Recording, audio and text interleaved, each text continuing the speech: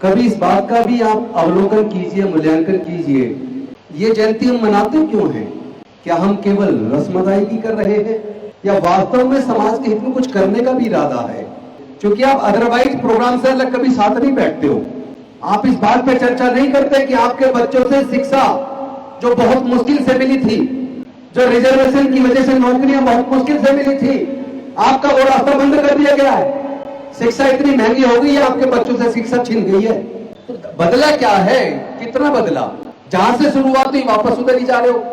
पहले आपको पढ़ने नहीं दिया, व्यापार नहीं करने दिया, संपत्ति नहीं रखने दी, और जब वो रास्ता बाबा साहेब ने खोल दिया, जो खिड़की बंद थी वो खिड़की खोल दी, आपके आगे बढ़ने का रास्ता बना दिया, तो उन्होंने साजिश करके शिक्षा को महंगा करके आपके पढ़ने का रास्ता फिर से बंद कर दिया। ऐसा तो नहीं है हमारे लोग इंडस्ट्री डिपार्टमेंट में नहीं है, ऐसा तो नहीं है हमारे लोग यूनिवर्सिटीज में इकोनॉमिक के प्रोफेसर नहीं है, ऐसा तो नहीं है हमारे लोग लॉयर्स नहीं है, ऐसा तो नहीं है हमारे लोग जुडिशियल ऑफिसर्स नहीं है, ऐसा तो नहीं है हमारे लोग IAS IPS नहीं बने हैं। लेकिन इतनी विद्वता हासिल करने का लाभ क्या हुआ अगर वो ज्ञान आपका आपके परिवार तक सीमित रह जाए? ये तो जो तुम बन रहे हो, ये तो डॉक्टर बाबा साहेब अम्बेडकर रास्ता बनाकर गए ना, हमने अपने क्या रास्ता खोला?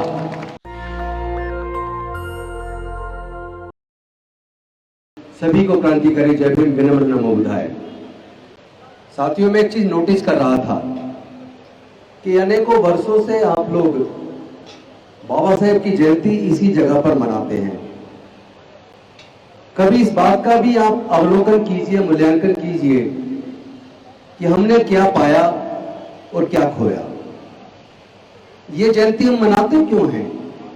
क्या हम केवल रस्म अदायगी कर रहे हैं या वास्तव में समाज के हित में कुछ करने का भी इरादा है? क्योंकि मैं देख रहा था पीछे कुछ लोग एक ग्रुप बना के चर्चा कर रहे हैं, ऐसा लगता है उन्हें साल कई बातचीत करने का मौका नहीं मिलता, तो ये एक मंच मिल गया। आज जयंती पे सवार है, चलो इसी बहाने एक कोने में खड़े होकर बातचीत करते हैं।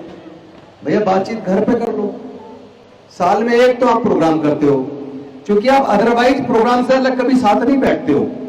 आप इस बात पे चर्चा नहीं करते कि आपके बच्चों से शिक्षा जो बहुत मुश्किल से मिली थी, जो रिजर्वेशन की वजह से नौकरियां बहुत मुश्किल से मिली थी, आपका वो रास्ता बंद कर दिया गया है। शिक्षा इतनी महंगी हो गई है, आपके बच्चों से शिक्षा छीन गई है। कुछ नहीं बचा। 1% लोगों जो नौकरी के दम पे थोड़ा बहुत पैसा बन गया, आप अपने बच्चों को पढ़ा लोगे। लेकिन SC ST OBC माइनॉरिटी के 99% लोग अपने बच्चों की हायर एजुकेशन का खर्चा नहीं उठा सकते। 15 से 20 लाख रुपया चाहिए, कहां से लाएंगे? अभी एक हमारे साथी एक गीत गा रहे थे, ए मेरे नौजवानों, ए मेरे नौजवानों, पैगाम तुम पे मेरा, ए मेरे नौजवानों, शिक्षा और बुद्धि को मैं अपने आप को कम तुम मत मानो। लेकिन ये बात कह किसके लिए रहे हैं? नौजवान तो है नहीं, यहां तो रिटायर्ड लोग हैं ज्यादातर। रिटायर्ड लोग आते हैं, अपने जवान बच्चे लड़के लड़कियों को लेके आते नहीं है। किसको सुना रहे हो भाषण? किसको संदेश देना है? जिसको मार्गदर्शन करना वो तो आया नहीं है।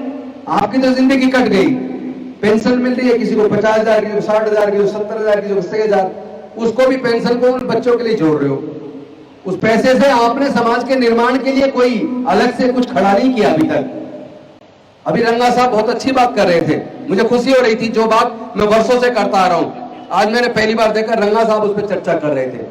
लेकिन तब भी कुछ लोग आपस में बात कर रहे थे, अभी भी कर रहे हैं। उन्हें कुछ नहीं पड़ा समाज से कि समाज आगे कैसे जाएगा, इन परिस्थितियों से लड़ेगा कैसे। आज भी क्या बदला? मूंछ रखने पर तो आज भी हत्या हो रही है, घड़ा छू लेने पर आज भी हत्या हो रही है। अभी आपने 3 दिन पहले का अखबार पढ़ा होगा, एक दलित को पीट पीट कर लहूलुहान कर दिया, फिर थूक चटवाया। पिछले दिनों आपने पढ़ा होगा उधर गाजीपुर में एक मंदिर में मूर्ति छू दी, हाथ से छू गई एक दलित बच्चे के, उसको पीट पीट के हत्या कर दी। तो बदला क्या है? कितना बदला? जहां से शुरुआत हुई वापस उधर ही जा रहे हो। पहले आपको पढ़ने नहीं दिया, व्यापार नहीं करने दिया, संपत्ति नहीं रखने दी, और जब वो रास्ता बाबा साहेब ने खोल दिया, जो खिड़की बंद थी वो खिड़की खोल दी, आपके आगे बढ़ने का रास्ता बना दिया, तो उन्होंने साजिश करके शिक्षा को महंगा करके आपके पढ़ने का रास्ता फिर से बंद कर दिया। जो आप नौकरी में आ जाया करते थे, देश के सारे सार्वजनिक उपकरण बेच दिए, नौकरियों के रास्ते बंद हो गए, तो ना पढ़ पाएंगे ना नौकरी मिलेगी। तो वापस क्या होने वाला है? वापस हमारे आने वाले बच्चे गुलामी की तरफ लौट रहे हैं। इसीलिए उन्होंने कहा है बिरंगा साहब ने कि अब हमें विकल्प तलाशने होंगे, लेकिन विकल्प मिलेंगे कैसे? मैं तो स्पष्ट तौर पर कहता हूं कि कोई भी व्यक्ति जल, जंगल, जमीन, ये प्राकृतिक संसाधन कोई अपनी मां के पेट से लेकर पैदा नहीं हुआ, और अगर मां के पेट से लेकर पैदा नहीं हुआ तो कुछ ही लोग उसके मालिक क्यों हैं? उसके अंदर आपका और हमारा हिस्सा कहां है? हम खड़े कहां हैं? अपने बारे में चिंतन तो कीजिए, सोचिए तो सही कि आपके बच्चों का क्या भविष्य होने वाला है। आप लोग चिंतित नहीं हैं। आपको सोचना चाहिए कि अगर आप एक संस्था चला रहे हैं, हर साल अंबेडकर जयंती मनाते हैं, क्या आप लोगों को यह नहीं सोचना चाहिए कि हम कोई कोऑपरेटिव मूवमेंट बनाए, अपने लोगों के लिए कोई व्यापार का कोई एक रास्ता खोले? कैसे बन सकता है? मिलजुल के बन सकता है? क्या तरीका हो सकता है? कुछ एक्सपर्ट्स भी बुलाए जा सकते हैं। ऐसा तो नहीं है हमारे लोग कॉमर्स मिनिस्ट्री में नहीं है, ऐसा तो नहीं है हमारे लोग इंडस्ट्री डिपार्टमेंट में नहीं है, ऐसा तो नहीं है हमारे लोग यूनिवर्सिटीज में इकोनॉमिक के प्रोफेसर नहीं है, ऐसा तो नहीं है हमारे लोग लॉयर्स नहीं है, ऐसा तो नहीं है हमारे लोग जुडिशियल ऑफिसर्स नहीं है, ऐसा तो नहीं है हमारे लोग IAS IPS नहीं बने हैं। लेकिन इतनी विद्वता हासिल करने का लाभ क्या हुआ अगर वो ज्ञान आपका आपके परिवार तक सीमित रह जाए? ले लेके सारी दौड़ मेरे बच्चे किसी तरह पढ़े लिखे इंजीनियर, डॉक्टर, जज, कलेक्टर, साइंटिस्ट, प्रोफेसर बन जाए। अरे इसमें तुम्हारी क्या कमाई है भाई? ये तो जो तुम बन रहे हो, ये तो डॉक्टर बाबा साहेब अम्बेडकर रास्ता बनाकर गए ना। हमने अपने क्या रास्ता खोला? हमने क्या कुछ बनाया? हम समाज को क्या देके जा रहे हैं? हम लोग सोच रहे हम ये बन गए, वो बन गए, मंत्री बन गए, MP बन गए, MLA बन गए। अरे भाई ये रास्ता भी डॉक्टर बाबा साहेब अम्बेडकर ने बनाया, उससे पहले क्यों नहीं बने?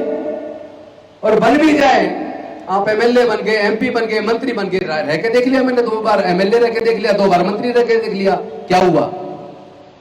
रिजल्ट 0। अरे आप अगर अपने समाज के लिए योजनाएं नहीं बना सकते, क्योंकि जिस मुख्यमंत्री के तहत काम करना अगर वो आपको छूट ही नहीं देगा, तो आप बने रहो मंत्री, कुर्सी और बंगले की और गाड़ी की शक्ल देखते रहो, समाज का कुछ विकास तो कर नहीं पाओगे।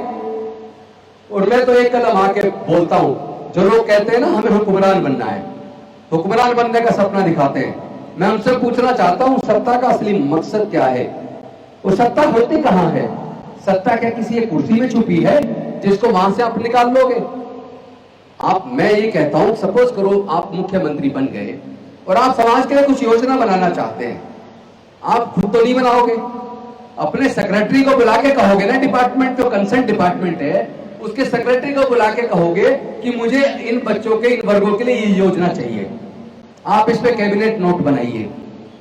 नेशनल दस्तक की आपसे गुजारिश है कि अगर इसको बचाना चाहते हैं तो नेशनल दस्तक को सब्सक्राइब करने के लिए रेड कलर के सब्सक्राइब बटन को दबाएं, फिर बेल आइकन की घंटी दबाएं। नेशनल दस्तक को बचाने के लिए बहुत जरूरी है कि हर खबर को शेयर करें, लाइक करें, कमेंट जरूर करें।